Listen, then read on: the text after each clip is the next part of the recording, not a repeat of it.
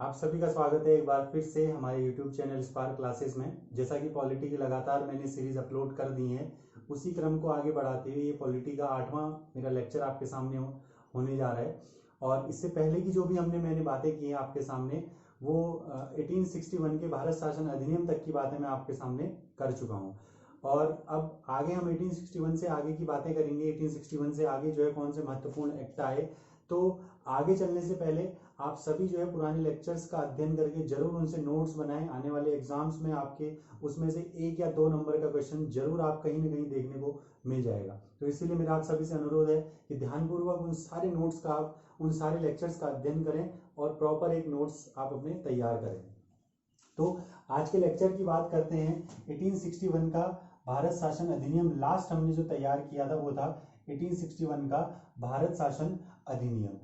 इसके बाद नेक्स्ट जो आपका अधिनियम आता है वो आता है 1892 का भारत शासन अधिनियम, जो अगला जो इंपॉर्टेंट अधिनियम है। ठीक है, लेकिन इस अधिनियम को सीधे पढ़ने के बजाय मैं इस बीच के कुछ बहुत घटनाक्रम आपको बता देता हूं और कुछ छोटे छोटे एक्ट इस बीच और आए थे, उनका भी मैं आपके सामने अध्ययन इसमें कर दूंगा। ठीक है, तो इसमें क्या था, सबसे पहले अगर हम देखें तो 1861 में ही एक अधिनियम और आया जिसको हम कहते हैं भारतीय उच्च न्यायालय अधिनियम। इसको हम क्या कहते हैं, भारतीय उच्च न्यायालय अधिनियम। इसको क्या कहा जाता है, भारतीय उच्च न्यायालय अधिनियम। इस अधिनियम के तहत भारत में हाई कोर्ट्स की स्थापना हुई, या उच्च न्यायालय। एक होता है उच्चतम न्यायालय, एक होता है उच्च न्यायालय। उच्चतम न्यायालय का मतलब होता है सुप्रीम कोर्ट, उच्च न्यायालय का मतलब होता है हाई कोर्ट। तो भारत में इस अधिनियम के तहत 1862 ईस्वी में कुछ न्यायालयों की स्थापना हुई, कुछ उच्च न्यायालयों की स्थापना हुई, जो कहां कहां पर हुई। तो वो है आपका बंबई, सबसे पहले बंबई में, देन उसके बाद कलकत्ता में, और उसके बाद आपका मद्रास में। इन 3 जगहों पर आपकी क्या हुई, हाई कोर्ट्स की स्थापना हुई। ठीक है, अगर आप इन 3 शहरों को देखेंगे, ये 3 शहर काफी इंपॉर्टेंट रहे भारत के इतिहास में, या ब्रिटिशर्स के इतिहास में। आप देखेंगे जब ब्रिटिश भारत का इतिहास देखेंगे तो जैसे कलकत्ता यहाँ पर है, यहाँ पर मुंबई है, और इधर पर आपका मद्रास है। तो एक ट्रायंगुलर शेप ये तीनों शहर बनाते हैं। भारत में जो भी नए चेंजेस आएंगे, ब्रिटिशर्स जो लेकर के आएंगे, वो इन्हीं 3 शहरों में लाएंगे। जैसे भारत में हाई कोर्ट्स बने, इन्हीं में बने। 1857 के अधिनियम के तहत जो शिक्षा से संबंधित था, उसके तहत 1854 के वुड डिस्पैच अधिनियम के तहत भारत में 1857 ईस्वी में 3 विश्वविद्यालयों की स्थापना इन्हीं 3 शहरों में हुई। ठीक है, भारत में जो सबसे पहले बैंक स्थापित हुए वो इन्हीं 3 शहरों में स्थापित हुए। ठीक है, तो ये आपने देखना है, ये 3 शहर 1862 में क्रम अनुसार है, बंबई, कलकत्ता और मद्रास में हाई कोर्ट्स की स्थापना की गई। अब मैं आपको एक क्वेश्चन दे रहा हूं, आपने इस क्वेश्चन को तैयार करना है, साथ ही साथ आंसर भी करना है नीचे कमेंट बॉक्स में। भारत में सुप्रीम कोर्ट की स्थापना कब हुई और किस एक्ट के तहत हुई? ठीक है, और कहां पर हुई? ये कुछ क्वेश्चन आपने यहाँ पर तैयार करने हैं। ठीक है, इसके बाद अगला जो आपका अधिनियम आया, भारतीय उच्च न्यायालय अधिनियम 1865। अगला जो अधिनियम आया, भारतीय उच्च न्यायालय अधिनियम 1865, सेम नेम से ही था ये, बस एक आया 1865। इसके तहत कुछ और स्थानों पर जो है आपका क्या की गई थी, उच्च न्यायालयों की स्थापना की गई थी, जिनमें आपके स्थान थे इलाहाबाद। इलाहाबाद के बाद आप देखेंगे पटना, पटना के बाद आप देखेंगे लाहौर, और उसके बाद आप देखेंगे नागपुर। तो ये 4 न्यायालयों की स्थापना की गई। तो इसमें क्वेश्चन आपके किस तरीके से आ सकते हैं कि बंबई, कलकत्ता, मद्रास उच्च न्यायालय की स्थापना कब हुई, इलाहाबाद उच्च न्यायालय की स्थापना कब हुई, तो इसकी स्थापना हुई 1866 में।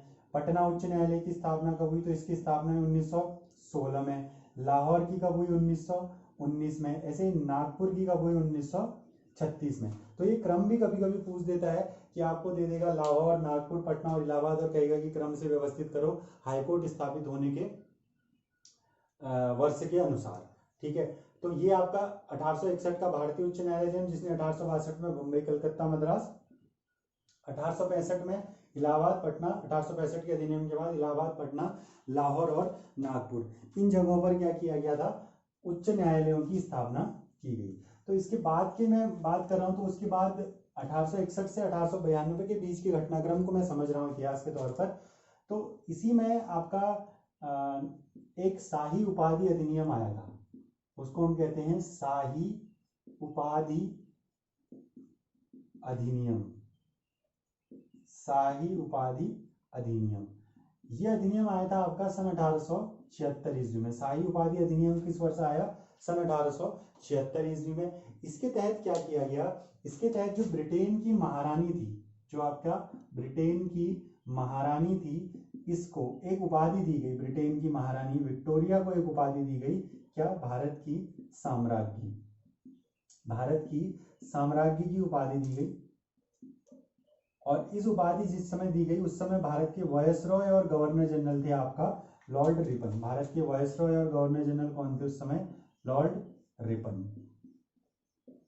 या लॉर्ड रिपन के द्वारा इसको क्या किया गया? शाही उपाधि अधिनियम इसको कहा जाता है उस समय। तो शाही उपाधि अधिनियम को ध्यान रखेंगे, आपके पास क्वेश्चन आ जाएगा कि ब्रिटेन की महारानी को भारत की साम्राज्ञी कब घोषित किया गया? तो शाही उपाधि अधिनियम 1876 के तहत ब्रिटेन की महारानी को क्या घोषित किया गया? भारत की साम्राज्ञी घोषित किया गया।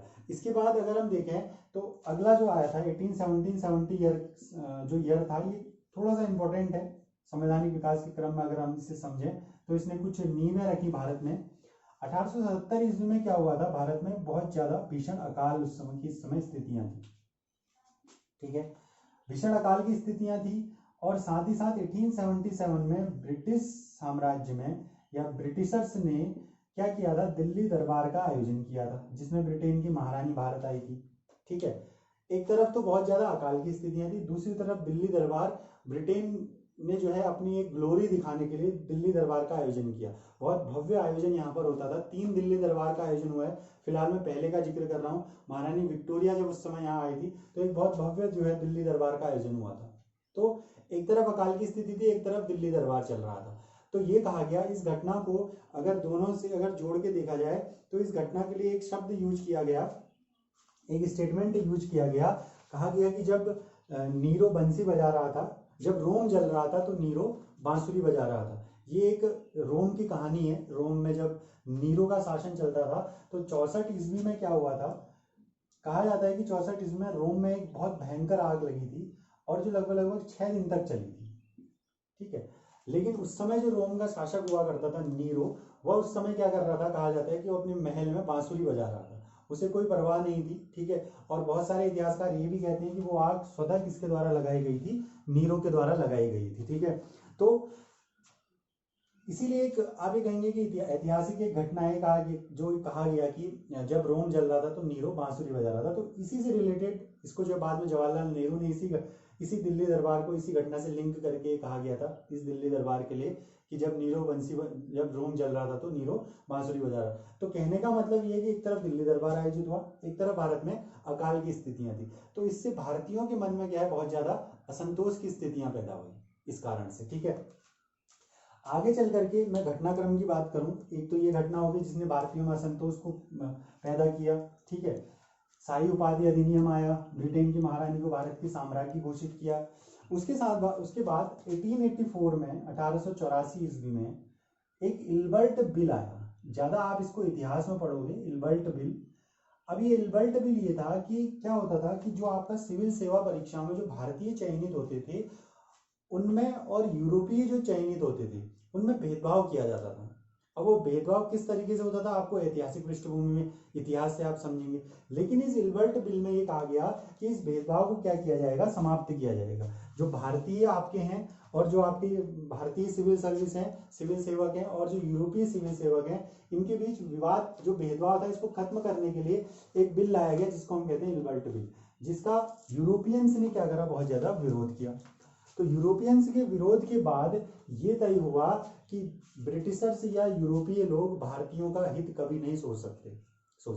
वो सिर्फ आपका कह सकते हैं, लेकिन जहां पर हितों की बात आएगी, जहां पर समर्थन की बात आएगी, तो इल्बर्ट बिल ने ये स्पष्ट कर दिया कि अब जो है यूरोपियंस से मांग करना या ब्रिटिशर्स से मांग करने की बजाय स्वतः भारतीयों ने अपने लिए क्या होगा? आवाज उठानी पड़ेगी। और इसी क्रम में 1885 में भारतीय राष्ट्रीय आंदोलन का उदय हुआ। बहुत एक आप देखेंगे कि भारतीय राष्ट्रीय एकता ने जन्म लिया और उसी समय भारतीय राष्ट्रीय कांग्रेस की स्थापना की गई। उस समय क्या किया गया? भारतीय राष्ट्रीय कांग्रेस की स्थापना की गई सन 1885 में। एओ ह्यूम इसके क्या थे? संस्थापक माने जाते थे। और इसके पहले अध्यक्ष जो थे वो कौन से थे? रमेश चंद्र बनर्जी, WC बनर्जी। अब इनके बारे में आप जो है आगे पढ़ेंगे, मैं सिर्फ आपको एक्ट की तरफ लेके जा रहा हूँ। कांग्रेस का इतिहास मैंने बस एक डिस्कशन कर दिया कि आपको जो है कॉन्स्टिट्यूशनल डेवलपमेंट से जोड़ा जा सके। अब इसके बाद क्या होगा कि कांग्रेस के लगातार अधिवेशन होंगे, और कांग्रेस के अधिवेशनों में कांग्रेस के जो आपके लीडर्स होंगे वो लगातार क्या मांग करेंगे कि हमें जो है अधिक से अधिक प्रतिनिधित्व दिया जाए। अब कहाँ पर प्रतिनिधित्व दिया जाए, तो ध्यान रखो 1862 में मैंने आपको जो केंद्रीय विधायी परिषद बताई, उसमें सदस्यों की संख्या कितनी कर दी गई थी, न्यूनतम 6 और अधिकतम 12 सदस्य उसमें कर दिए गए थे। उसी में भारतीयों की अब ये मांग रहेगी कि हमें भी उसमें क्या दिया जाए, प्रतिनिधित्व दिया जाए। साथ ही साथ उसमें सेलेक्ट होने के लिए, उसमें आने के लिए प्रणाली का जो है निर्माण किया जाए, जिसके तहत आप कहोगे कि भारत में अप्रत्यक्ष चुनाव प्रणाली की शुरुआत हुई। तो अगर हम देखें अगला जो हमारा अधिनियम है वो क्या है, 1892 का भारत शासन अधिनियम, 1892 का भारत शासन अधिनियम।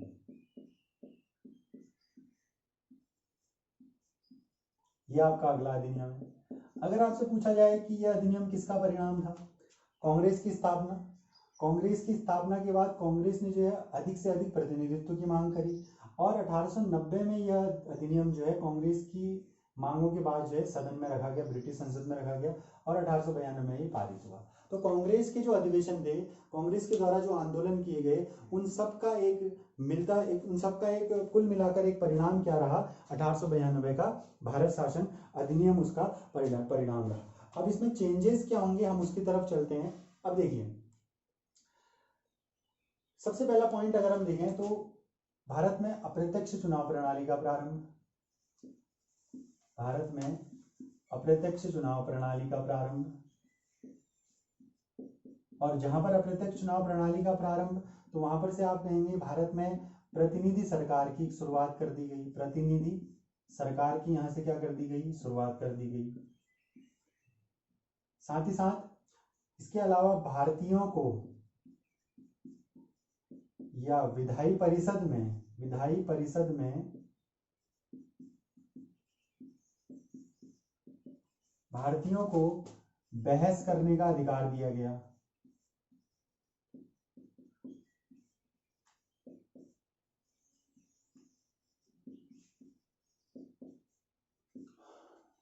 ठीक है, अभी समझेंगे इनको, बहुत डीपली मैं इनको समझाऊंगा। तो अप्रत्यक्ष चुनाव प्रणाली का प्रारंभ किया गया इसके माध्यम से।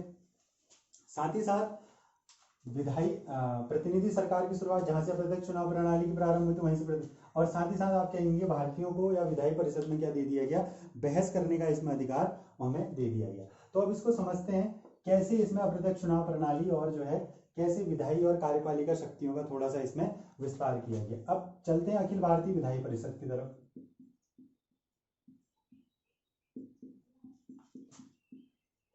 अखिल भारतीय विधायी परिषद, इसके इतिहास की तरफ चलते हैं। ये कब एग्जिस्टेंस में आई, तो आपका आंसर क्या होगा, सन 1853 में। सन 1853 में इसमें कितने सदस्य थे, अन्य टोटल तो 12 थे, विधायी कार्यों के लिए कितने सदस्य थे, 6 सदस्य। 1861 में इसमें क्या चेंज किया गया, इसमें ये कहा गया कि न्यूनतम 6 और अधिकतम कितने, 12 सदस्य इसमें हो सकते हैं। ठीक है, और 1892 में क्या कहा गया, 1892 में इस अखिल भारतीय विधायी परिषद का क्या किया गया, विस्तार किया गया। इस अखिल भारतीय विधायी परिषद का हमने क्या कर दिया, यहाँ पर को विस्तार कर दिया। और विस्तार हमने कैसे किया, तो हमने यहाँ पर को सदस्यों की संख्या कितनी कर दी, अधिकतम 16 कर दी। सदस्य संख्या जो अधिकतम 12 थी कितनी कर दी, 16 कर दी। तो आप कहेंगे, आपसे यदि पूछा जाएगा कि 1892 के भारत शासन अधिनियम के तहत केंद्रीय विधायी परिषद या अखिल भारतीय विधान परिषद में विधायी सदस्यों की संख्या कितनी कर दी गई, तो कितनी कर दी गई, यहाँ पर आपका आंसर होगा 16। और न्यूनतम कितनी कर दी गई, न्यूनतम पहले कितनी थी आपका 6, और यहाँ पर न्यूनतम कितनी कर दी गई 10, और अधिकतम कितनी गई कर दी गई 16। यानी यहाँ से 4 बढ़ा दी गई, न्यूनतम और अधिकतम की सीमा में कितना 4 सदस्यों का इसमें क्या कर दिया गया, विस्तार कर दिया गया। साथ ही साथ इसमें क्या किया गया, जो आपकी पैरेलल टू विधायी परिषद प्रांतीय विधायी परिषद थी, प्रांतीय विधायी परिषद, प्रांतीय विधायी परिषद याद करो कहां पर, 1861 में ही एग्जिस्टेंस में आई, जहां पर 1861 में क्या किया गया, विकेंद्रीकृत शासन व्यवस्था को अपनाया। तो इसी के साथ साथ बम्बई, बंगाल, मद्रास, इन सभी जो प्रांत थे, ये सभी प्रांत थे, इनमें जो है क्या किया गया, विधायी परिषदों की जो, इनमें भी जो विधायी परिषदें थी, इनकी भी सदस्यों की संख्या में क्या किया गया, विस्तार कर दिया गया। यानी गैर सरकारी सदस्यों की संख्या बढ़ाई गई, जो गैर सरकारी सदस्य होंगे उनकी संख्या बढ़ाई गई। उसके साथ साथ ये तय किया गया कि इसमें आने के लिए एक नियत प्रणाली बनाई गई। इस परिषद में आने के लिए, इस विधायी परिषद में आने के लिए एक नियत प्रणाली बनाई गई। ठीक है, एक नियत, अभी तक तो क्या होता था, मनोनीत होते थे, अब उन्होंने क्या करा, एक नियत प्रणाली बनाई गई। अच्छा, इस अधिनियम में जो सदस्य होते थे इनको दो तरीके से कहा जाता था, एक तो सरकारी सदस्य, एक गैर सरकारी सदस्य। अब जो गैर सरकारी सदस्य तो आपका क्या होंगे, मनोनीत होंगे, गवर्नर जनरल। गैर सरकारी सदस्यों के लिए एक नियत प्रणाली बनाई गई, जिसे अधिनियम में चुनाव शब्द का यूज तो नहीं किया गया, लेकिन एक नियत प्रणाली बनाई गई जिसमें कुछ लोगों को मत देने का अधिकार दिया गया। जो आपके कुछ मत देने का अधिकार उस समय आपका एज पर डिपेंड नहीं था, वो डिपेंड था संपत्ति पर होता था। जिसके पास संपत्ति होती थी, जो शेयर होल्डर्स वगैरह होते थे कंपनी में पहले के टाइम पे, या जो भी आपके जो उस समय पैतृक रूप से जो आप देखेंगे संपन्न व्यक्ति होते थे, उन्हें ही मत देने का अधिकार मिलता था। सार्वभौमिक वयस्क मताधिकार तो वो बाद में आया, भारत की आजादी पर 18 वर्ष से उम्र का प्रत्येक व्यक्ति जो है वो मतदान का अधिकार होगा उसको, ये बात की बात। लेकिन यहाँ पर जो अप्रत्यक्ष चुनाव प्रणाली आई, इसमें मत देने का अधिकार क्या था, सीमित था। लेकिन फिर भी हम कहते हैं कि एक नींव यहाँ पर से क्या रखी गई, किसकी रखी गई, अप्रत्यक्ष चुनाव प्रणाली की एक नींव रखी गई। प्रतिनिधि सरकार की एक नींव यहाँ पर रखी गई। केंद्रीय विधान परिषदों में सदस्यों की संख्या न्यूनतम 10 और अधिकतम कितनी कर दी गई, 16 कर दी गई। तो कुल मिलाकर हम क्या क्या क्या बातें इस एक्ट के लिए कहेंगे, तो सुनो, विधायी और कार्यपालिका शक्तियों का क्या कर दिया गया, विस्तार कर दिया, सदस्यों की संख्या बढ़ा दी गई। प्रांतीय विधायी परिषदों में भी सदस्यों की संख्या क्या कर दी गई, बढ़ा दी गई। अभी बंबई, बंगाल, मद्रास में कितनी कितनी की गई, इसके पीछे मत जाओ, बहुत ज्यादा डीप हो जाएगा। ठीक है, उसके अलावा हम क्या कहेंगे कि गैर सरकारी सदस्यों के लिए एक नियत प्रणाली जो है उसमें चयन की कर दी गई, जिसको हम क्या कहते हैं, प्रत्यक्ष चुनाव प्रणाली। साथ ही साथ अब जो इसमें गैर सरकारी सदस्य आएंगे, इनको मतदान का अधिकार तो नहीं होगा, मतदान का अधिकार नहीं होगा। बहुमत किसका होगा, सरकारी सदस्यों का ही नियत किया जाएगा, मतदान का अधिकार नहीं होगा। साथ ही साथ इसमें यदि कोई जो भारतीय आएंगे, इनको जो है पहले बोलने का अधिकार तो था, लेकिन प्रश्न पूछने का अधिकार नहीं था। तो बजट पर बहस करने का अधिकार भी दे दिया गया, बजट पर बहस करने का अधिकार, साथ ही साथ प्रश्न पूछने का अधिकार, बजट पर बहस करने का और साथ ही साथ प्रश्न पूछने का अधिकार भी जो है यहाँ पर को इनको दे दिया गया। ठीक है, अच्छा, प्रश्न पूछने का अधिकार सीमित था, इतनी चीजें आपको समझ में आ रही होंगी, इसी से आपने क्वेश्चंस बनाने हैं। प्रश्न पूछने का अधिकार जो था वो सीमित था। तो सीमित कैसे था, तो ये कहा जाता है कि पूरक प्रश्न आप नहीं पूछ सकते हो, पूरक प्रश्न भारतीय नहीं पूछ सकते हैं, पूरक प्रश्न भारतीय नहीं पूछ सकते हैं। ठीक है, अच्छा, पूरक प्रश्न कैसे नहीं पूछ सकते, तो पूरक प्रश्न क्या होता है, एक बार इसका जैसे उदाहरण देख लें। जैसे आपसे कोई पूछेगा कि आपका नाम क्या है, ठीक है, तो ये उसका प्रश्न हो गया।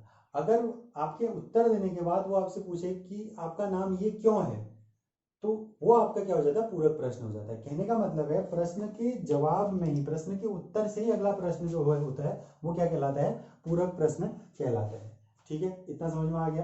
तो यानी आप जो है बजट पर या किसी चीज पर आपने एक क्वेश्चन पूछा कि मान लो आपने कहा कि इतना बजट रखा कि किस इस विभाग के लिए कितना बजट प्रस्तावित है, कोई भी आप उस समय सदन में प्रश्न पूछें, तो उसके आप उसके जवाब के उल्टा फिर अगला प्रश्न नहीं पूछ सकते। तो पूरक प्रश्न पूछने का अधिकार भारतीयों को नहीं दिया गया किस अधिनियम में, 1892 के भारत शासन अधिनियम में। तो कुल मिलाकर यह अधिनियम क्या था, कांग्रेस के आंदोलनों का एक परिणाम रहा। ठीक है, इसकी जो भी बातें हैं इसको आप बहुत ध्यान से नोट कर लीजिएगा, वन लाइनर इसमें से आपके बार बार क्वेश्चन पूछे जाते हैं। साथ ही साथ इसमें एक और चीज नोट कर लेना, अंशतः संसदीय प्रणाली की शुरुआत। हालांकि संसदात्मक प्रणाली की शुरुआत के लक्षण आपको कहां से मिल जाते हैं, 1853 के चार्टर एक्ट से, और साथ ही साथ इसमें भी आपको संसदीय शासन प्रणाली की शुरुआत क्या, संसदीय शासन प्रणाली को प्रशस्त करने का एक रूट आपको यहाँ पर भी दिख जाता है। वही विधायी और कार्यपालिका शक्तियों में सरकारी और गैर सरकारी सदस्यों को जो रखा गया, चुनाव पद्धति जो रखी गई, तो वो भी आपको यहाँ से देखने को मिल जाती है। अच्छा, अब मैं अगले एक्ट में, अगला एक्ट जो आपका है 1909 का एक्ट, 1892 के बाद आपने कौन सा एक्ट देखना है, 1909 का भारत शासन अधिनियम। 1892 के बाद आप देखेंगे 1909। अब इसके बीच के कुछ घटनाक्रमों का मैं अध्ययन करता हूँ और साथ ही साथ आपको बताता हूँ, और साथ ही साथ 1892 में और 1892 में एक स्ट्रक्चर आया यहाँ पर को, भारत का जो स्ट्रक्चर था वो कैसा हो गया था, मैं उस बार आपको दिखाता हूँ। सबसे ऊपर क्या था, सम्राट, फिर उसके बाद क्या आया, संसद, ठीक है। फिर उसके बाद भारत में जो शासन होता था वो कैसे होता था, एक तो आपका केंद्रीय विधायी परिषद थी, केंद्रीय विकेंद्रीकृत शासन व्यवस्था हो गई थी, केंद्रीय विधायी परिषद होती थी केंद्र में, या अखिल भारतीय विधायी परिषद भी उसे कहते हैं, और साथ ही साथ प्रांतों की भी क्या होती थी, प्रांतीय विधायी परिषदें होती थी, प्रांतीय परिषदें भी होती थी। प्रांतों में भी अपने अपने कानून बनाने के लिए वो स्ट्रक्चर होता था, गवर्नर होगा, कुछ लोग होंगे, अब वो चयनित होंगे, निर्वाचित होंगे, मनोनीत होंगे, वो धीरे धीरे चेंजेस होते रहेंगे। प्रांतों में हमने नहीं उतना देखना, फिर बहुत ज्यादा हो जाएगा। तो केंद्रीय विधायी परिषद को हमने समझना है, जिससे निकल करके हमारी संसद आई, ठीक है। केंद्रीय विधायी परिषद एग्जिस्टेंट, अस्तित्व में कब आई, 1853 में, गुड। उसके बाद 1861 में क्या हुआ, इसके सदस्यों की संख्या बढ़ी, कितनी कर दी गई, 6 और 12 न्यून। 1892 में क्या कर दिया गया, इसको अधिकतम 10 और मतलब न्यूनतम 10 और अधिकतम 16 कर दिया गया 18 इसमें, ठीक है। और साथ ही साथ एक कार्यकारी समिति है, गवर्नर जनरल की परिषद, साथ ही साथ एक गवर्नर जनरल की परिषद भी तो है, ये तो विधायी हो गई। गवर्नर जनरल की परिषद जिसमें एक गवर्नर जनरल है, बाकी 5 उसके अन्य मेंबर हैं, गवर्नर जनरल की परिषद, और विधायी कार्यों के लिए विधायी परिषद, जिसको कुल मिलाकर के हमने क्या कहा, अखिल भारतीय विधायी परिषद कहा, जिसको 1853, 1861 और 1892 में हमने देखा, ठीक है। अब इस विधायी परिषद में 1892 में कितने सदस्य हो गए, 16 सदस्य, कुछ सरकारी कुछ गैर सरकारी, कुछ के चुनने के लिए अप्रत्यक्ष चुनाव प्रणाली को अस्तित्व में लाएगा। ऐसे प्रांतीय परिषदों में, हर एक प्रांत में ऐसी परिषदें हुआ करती थी। तो ये स्ट्रक्चर आपका क्या रहा, कुल मिलाकर के ये आपका एक स्ट्रक्चर निकल करके आया, ठीक है। इसके बाद 1892 से 1909 में, अब अगला आप हेडिंग डालेंगे 1909 का भारत शासन अधिनियम, 1909 का भारत शासन अधिनियम, बहुत ज्यादा इंपॉर्टेंट अधिनियम है 1909 का भारत शासन अधिनियम।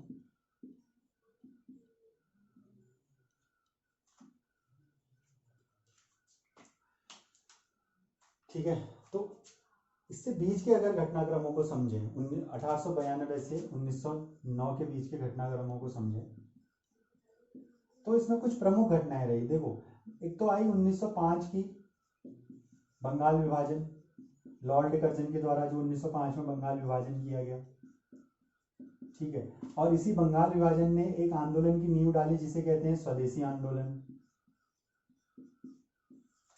बंगाल विभाजन का वहां की जनता ने बहुत ज्यादा विरोध करा, उसी के क्रम में स्वदेशी आंदोलन आया। इस स्वदेशी आंदोलन में एक जो सबसे बड़ी खास बात इस स्वदेशी आंदोलन की थी वो थी हिंदू मुस्लिम एकता। अंग्रेजों ने हिंदू मुस्लिम की जो है बहुत ज्यादा यहाँ पर को निकटता देखी, एकता देखी, हिंदू और मुस्लिम में दोनों ने ही इस आंदोलन में भाग लिया, बंगाल विभाजन के अगेंस्ट गए, ठीक है। 1906 में मुस्लिम लीग की स्थापना हुई, ठीक है। यहाँ से सिनेरियो अब चेंज हो जाता है, एक तरफ कांग्रेस, एक तरफ मुस्लिम लीग। मुस्लिम लीग की स्थापना करने में अंग्रेजों का ही हाथ था। 1885 में कांग्रेस आई, तो कांग्रेस के आने के बाद जैसे जैसे मांगे रखी गई, तो एक तरफ से अंग्रेजों ने क्या करा, मुस्लिम्स को भड़काना शुरू कर दिया कि कांग्रेस, हिंदू जो है वो, कांग्रेस जो उनका दल है वो हिंदुओं का है, वो अपने माध्यम से अपनी बातें रखते हैं, लेकिन मुस्लिमों को नजरअंदाज किया जा रहा है। फिर उसी समय आकर के 1906 में मुस्लिम लीग की स्थापना हो गई ढाका में, ठीक है। फिर उसके बाद अगर हम देखें मुस्लिम लीग की स्थापना के बाद अगला जो आपका रहा 1909 में, फिर ये अधिनियम आपका आया। और बंगाल विभाजन के बाद ही, बंगाल में इतना बड़ा विद्रोह को देखने के बाद ही 1911 में अंग्रेजों ने अपनी राजधानी जो है कहाँ शिफ्ट कर दी, दिल्ली शिफ्ट कर दी, ठीक है, वो आगे की बात है। अब 1909 का जो भारत शासन अधिनियम आया, इसको कुछ नामों से जाना जाता है। इसको कहा जाता है मॉर्ले मिंटो सुधार। इसको क्या कहा जाता है, मॉर्ले मिंटो सुधार कहा जाता है। मॉर्ले उस समय थे आपके भारत सचिव, मॉर्ले क्या थे, भारत सचिव थे उस समय।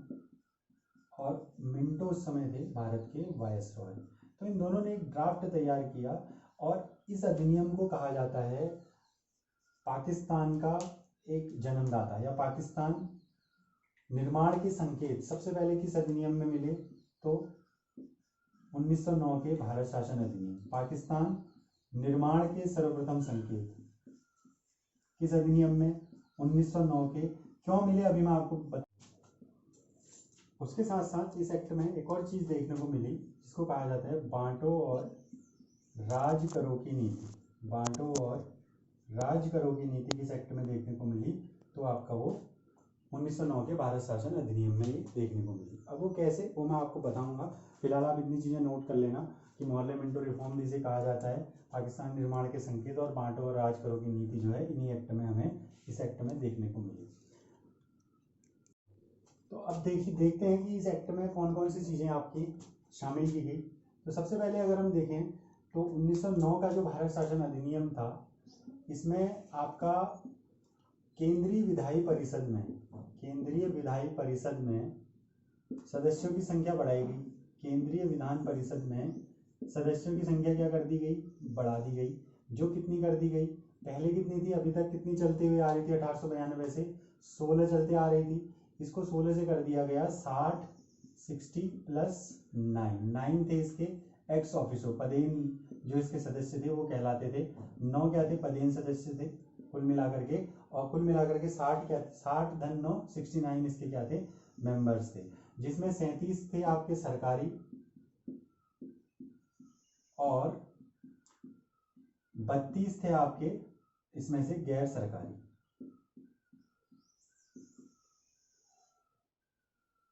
32 आपके क्या थे, गैर सरकारी। अगर बहुमत किसका रखा गया तो आप ये आंसर देंगे किसका था, सरकारी सदस्यों का बहुमत यहाँ पर रखा गया। बहुमत किसका रखा गया, सरकारी सदस्यों का। ठीक है, ये मैं केंद्रीय की बात कर रहा हूँ। अच्छा, अगर आपसे पूछा जाए कि प्रांतीय परिषदों में सरकारी और गैर सरकारी, उसमें भी दो वहां पर भी बढ़ाया गया। जैसे केंद्रीय विधायी परिषद में सदस्यों की संख्या बढ़ाई गई, ऐसे ही प्रांतीय विधायी परिषद में भी क्या कर दी गई, सदस्यों की संख्या बढ़ाई गई। सदस्यों की संख्या क्या गई, कर दी गई, बढ़ाई गई। अब आप गैर सरकारी का मतलब ये समझिए कि भारतीय, ठीक है, सरकारी का मतलब समझिए कि ब्रिटिशर्स। ठीक है, इससे आपको आसानी होगी। और 32 में से अगर हम भारतीयों की देखें तो 12 सामान्य थे, 13 विशेष थे और कुछ जो आपके बचे थे तो ये स्पेशल वाणिज्य क्षेत्रों से, जैसे राष्ट्रपति मनोनीत करता है 12 सदस्यों को, उसी प्रकार जो है यहाँ पर भी कुछ सदस्यों को अपने अपने जैसे वाणिज्य के क्षेत्र में विशेषता हासिल करने वाले कुछ लोगों को इसमें से 5 इसमें से क्या थे, मनोनीत हुआ करते थे, जिनको गवर्नर जनरल जो है उस समय मनोनीत करता था। ठीक है, तो प्रांतीय सदस्यों की संख्या यहाँ भी क्या कर दी गई, बढ़ा दी गई। लेकिन अंतर क्या है, केंद्रीय विधायी परिषद में बहुमत किसका था, सरकार का। प्रांतीय जो परिषदें थी उसमें क्या था, गैर सरकारी सदस्यों को बहुमत दिया गया। प्रांतीय परिषदों में क्या किया गया, गैर सरकारी सदस्यों को बहुमत दिया गया। तो इसको ध्यान से समझना, ये पॉइंट आप बहुत अच्छे से नोट कर लेना।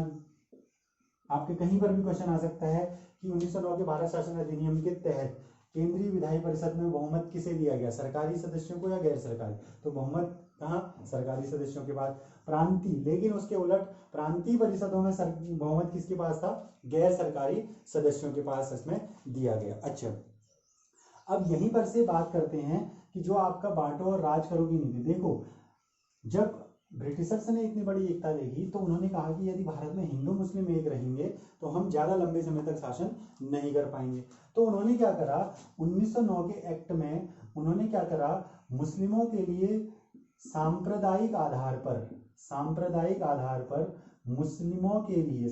आधार पर मुसलमानों के लिए पृथक निर्वाचन प्रणाली, सेपरेट इलेक्टोरल सिस्टम कहा जाता है इसको, पृथक निर्वाचन